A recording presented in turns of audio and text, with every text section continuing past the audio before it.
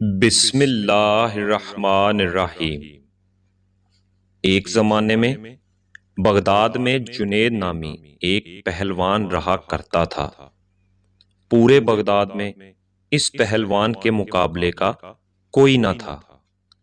بڑے سے بڑا پہلوان بھی اس کے سامنے زیر تھا۔ کیا مجال کہ کوئی اس کے سامنے نظر ملا سکے۔ یہی وجہ تھی کہ شاہی دربار میں اس کو بڑی عزت کی نگاہ سے دیکھا جاتا تھا۔ ان کو شاہی پہلوان کا خطاب ملا ہوا تھا۔ بادشاہ کی نظر میں اس کا خاص مقام تھا۔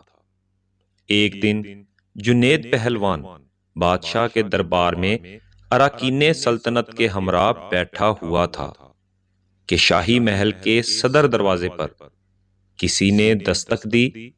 خادم نے آ کر بادشاہ کو بتایا کہ ایک کمزور و ناتواں اجنبی شخص دروازے پر کھڑا ہے، جس کا بوسیدہ لباس ہے۔ کمزوری کا یہ عالم ہے کہ زمین پر کھڑا ہونا مشکل ہو رہا ہے۔ اس نے یہ پیغام بھیجا ہے کہ جنید کو میرا پیغام پہنچا دو کہ کشتی میں میرا چیلنج قبول کرے۔ بادشاہ نے اسے دربار میں پیش کرنے کا حکم دیا۔ اجنبی ڈگمگاتے پیروں سے دربار میں حاضر ہوا۔ وزیر نے اجنبی سے استفسار کیا، تم کیا چاہتے ہو؟ اجنبی نے جواب دیا، میں جنید پہلوان سے کشتی لڑنا چاہتا ہوں۔ وزیر نے کہا، چھوٹا منہ بڑی بات نہ کرو۔ کیا تمہیں معلوم نہیں کہ جنید کا نام سن کر بڑے بڑے پہلوانوں کو پسینہ آ جاتا ہے؟ پورے شہر میں اس کے مقابلے کا کوئی نہیں، اور تم جیسے کمزور شخص کا جنید سے کشتی لڑنا تمہاری ہلاکت کا سبب بھی ہو سکتا ہے۔ اجنبی نے کہا کہ جنید پہلوان کی شہرت ہی مجھے کھینچ کر لائی ہے، اور میں آپ کو یہ ثابت کر کے دکھاؤں گا کہ جنید کو شکست دینا ممکن ہے۔ میں اپنا انجام جانتا ہوں، آپ اس بحث میں نہ پڑیں، بلکہ میرے چیلنج کو قبول کیا جائے۔ یہ تو آنے والا وقت بتائے گا کہ شکست کس کا مقدر ہوتی ہے۔ جنید پہلوان بڑی حیرت سے آنے والے اجنبی کی باتیں سن رہا تھا۔ بادشاہ نے کہا، اگر سمجھانے کے باوجود یہ بضد ہے تو اپنے انجام کا یہ خود ذمہ دار ہے، لہذا اس کا چیلنج قبول کر لیا جائے۔ بادشاہ کا حکم ہوا، اور کچھ ہی دیر کے بعد کشتی کی تاریخ اور مقام کا اعلان کر دیا گیا۔ پورے بغداد میں اس چیلنج کا تہلکہ مچ گیا۔ ہر شخص کی یہ خواہش تھی کہ اس مقابلے کو دیکھے۔ تاریخ جوں جوں قریب آتی گئی، لوگوں کا اشتیاق بڑھتا گیا۔ ان کا اشتیاق اس وجہ سے تھا کہ آج تک انہوں نے تنکے اور پہاڑ کا مقابلہ نہیں دیکھا تھا۔ دور دراز ملکوں سے بھی سیاح یہ مقابلہ دیکھنے کے لیے آنے لگے۔ جنید کے لیے یہ مقابلہ بہت پر اسرار تھا، اور اس پر ایک انجانی سی ہیبت طاری ہونے لگی۔ انسانوں کا ٹھاٹھے مارتا سمندر شہر بغداد میں امڑ آیا تھا۔ جنید پہلوان کی ملک گیر شہرت کسی تعارف کی محتاج نہ تھی۔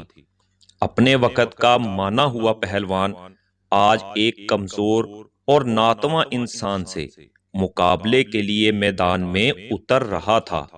اکھاڑے کے اطراف لاکھوں انسانوں کا ہجوم موجود تھا۔ بادشاہ وقت اراکین سلطنت کے ہمراہ اپنی کرسیوں پر براجمان ہو چکے تھے۔ جنید پہلوان بھی بادشاہ کے ہمراہ آ گیا تھا۔ سب لوگوں کی نگاہیں اس پراسرار شخص کی منتظر تھیں، جس نے جنید جیسے نامور پہلوان کو چیلنج دے کر پوری سلطنت میں تہلکہ مچا دیا تھا۔ مجمع کو یقین نہیں آ رہا تھا کہ اجنبی مقابلے کے لیے آئے گا، تاہم لوگ شدت سے اس کا انتظار کرنے لگے۔ جنید پہلوان میدان میں اتر چکا تھا۔ اس کے حامی لمحہ با لمحہ نعرے لگا کر حوصلہ بلند کر رہے تھے کہ اچانک وہ اجنبی لوگوں کی صفوں کو چیرتا ہوا اکھاڑے میں پہنچ گیا۔ ہر شخص اس کمزور اور ناتواں شخص کو دیکھ کر حیرت میں پڑ گیا کہ جو شخص جنید کی ایک پھونک سے اڑ جائے اس سے مقابلہ کرنا دانش مندی نہیں، لیکن اس کے باوجود سارا مجمع دھڑکتے دل کے ساتھ اس کشتی کو دیکھنے لگا۔ کشتی کا آغاز ہوا، دونوں آمنے سامنے ہوئے، ہاتھوں میں ہاتھ ڈالے گئے، پنجہ آزمائی شروع ہوئی۔ اس سے پہلے کہ جنید کوئی داؤ لگا کر اجنبی کو زیر کرتا، اجنبی نے آہستہ سے جنید کے کان میں کچھ سرگوشی کی۔ جنید کے چہرے کا رنگ متغیر ہو گیا۔ بہرحال کشتی کا آغاز ہو گیا۔ اجنبی شخص اور جنید پہلوان نے آپس میں پنجہ آزمائی شروع کر دی۔ کشتی لڑنے کا انداز جاری تھا۔ بوڑھے میں لگتا تھا کہ جوانی لوٹ آئی ہے۔ پینترے بدلے جا رہے تھے، داؤ پیچ کے مظاہرے جاری تھے، ہجوم کا جوش و خروش بڑھتا گیا۔ جنید داؤ کے جوہر دکھاتا تو مجمع نعروں سے گونج اٹھتا۔ دونوں باہم گتھم گتھا ہو گئے۔ یکا یک لوگوں کی پلکیں جھپکیں، دھڑکتے دل کے ساتھ آنکھیں کھلی تو ایک ناقابل یقین منظر آنکھوں کے سامنے تھا۔ جنید چاروں شانے چت پڑا تھا اور بوڑھا شخص سینے پر بیٹھے فتح کا پرچم بلند کر رہا تھا۔ پورے مجمع پر سکتہ طاری ہو چکا تھا۔ حیرت کا طلسم ٹوٹا اور لوگوں نے ضعیف فاتح کو کندھوں پر اٹھا لیا۔ میدان کا فاتح لوگوں کے سروں پر سے گزر رہا تھا۔ ہر طرف انعام و اکرام کی بارش ہونے لگی۔ ضعیف فاتح پہلوان بیش بہا قیمتی انعامات لے کر اپنے مسکن کی طرف چل دیا۔ اس شکست سے جنید کا وقار لوگوں کے دلوں سے ختم ہو چکا تھا۔ ہر شخص انہیں حقارت سے دیکھتا گزر رہا تھا۔ زندگی بھر لوگوں کے دلوں پر سکہ جمانے والا آج انہی لوگوں کے تانے سن رہا تھا۔ ضعیف پہلوان کو شاہی دربار سے مکمل انعام و اکرام ادا کر دیا گیا، تاہم بادشاہ وقت کو جنید کی بوڑھے سے شکست ہضم نہیں ہو رہی تھی۔ شاہ وقت نے جنید پہلوان کو بلا بھیجا اور شکست کے بارے میں استفسار کیا۔ جنید، تم نے ہمیں شرمندہ کر دیا، اپنے شاہی وقار اور عظمت کو پاش پاش کر دیا ہے، کیا تم بک گئے تھے؟ جنید خاموش رہے۔ بادشاہ نے اونچی آواز میں سچ بولنے کا حکم دیا۔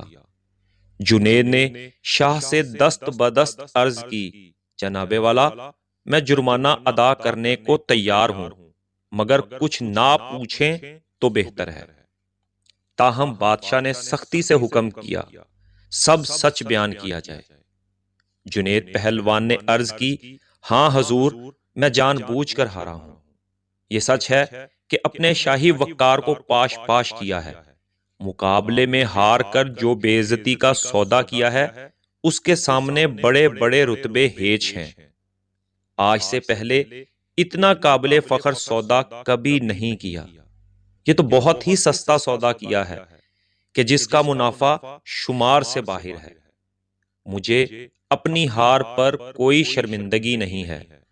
بادشاہ نے تفصیل سے تمام رودات سنانے کا حکم دیا۔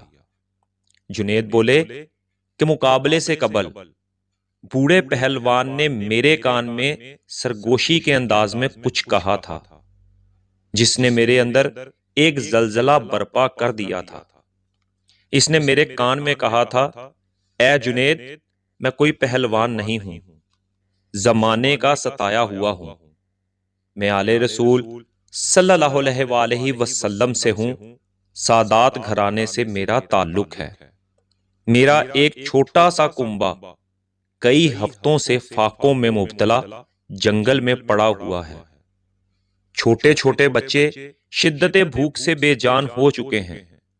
خاندانی غیرت کسی سے دستے سوال نہیں کرنے دیتی۔ رسول زادیوں کے جسم پر کپڑے پھٹے ہوئے ہیں، بڑی مشکل سے یہاں تک پہنچا ہوں۔ میں نے اس امید پر تمہیں کشتی کا چیلنج دیا ہے کہ تمہیں نبی کریم صلی اللہ علیہ وآلہ وسلم کے گھرانے سے عقیدت ہے۔ آج خاندان نبوت صلی اللہ علیہ وآلہ وسلم کی لاج رکھ لیجئے۔ میں وعدہ کرتا ہوں کہ آج اگر تم نے میری لاج رکھی تو کل میدان محشر میں اپنے نانا جان صلی اللہ علیہ وآلہ وسلم سے عرض کر کے فتح و کامرانی کا تاج تمہارے سر پر رکھواؤں گا۔ تمہاری ملک گیر شہرت اور اعزاز کی ایک قربانی خاندان نبوت صلی اللہ علیہ وآلہ وسلم کے سوکھے ہوئے چہروں کی شادابی کے لیے کافی ہوگی۔ تمہاری یہ قربانی کبھی بھی ضائع نہیں ہونے دی جائے گی۔ اجنبی شخص کے یہ چند جملے میرے جگر میں اتر گئے، میرا دل گھائل اور آنکھیں اشک بار ہو گئیں۔ سید زادے کی اس پیشکش کو فوراً قبول کر لیا اور اپنی عالمگیر شہرت، عزت و عظمت آل رسول صلی اللہ علیہ وآلہ وسلم پر قربان کرنے میں ایک لمحے کی تاخیر نہ کی۔ فوراً فیصلہ کر لیا کہ اس سے بڑھ کر میری عزت و ناموس کا اور کون سا موقع ہو سکتا ہے کہ دنیا اس محدود عزت کو خاندان نبوت صلی اللہ علیہ وآلہ وسلم کی اڑتی ہوئی خاک پر قربان کر دوں۔ اگر بنی ہاشم کے گھرانے کی مرجھائی ہوئی کلیوں کی شادابی کے لیے میرے جسم کا خون کام آ سکتا ہے تو جسم کا ایک ایک قطرہ تمہاری خوشحالی کے لیے دینے کے لیے تیار ہوں۔ جنید اتنا کہہ کر خاموش ہو گئے۔ بادشاہ کو بھی چپ لگ گئی۔ ہاتھ کے اشارے سے جنید کو رخصت ہو جانے کا کہہ دیا۔ رات ہو چکی تھی، لوگ اپنے اپنے گھروں کو جا چکے تھے۔ عشاء کی نماز سے فارغ ہو کر جنید اپنے بستر پر لیٹ گئے۔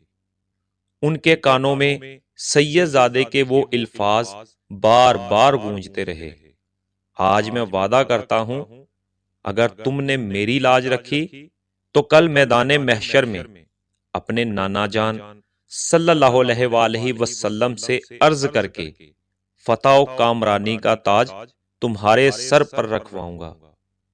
جنید سوچتا رہا، کیا واقعی ایسا ہوگا؟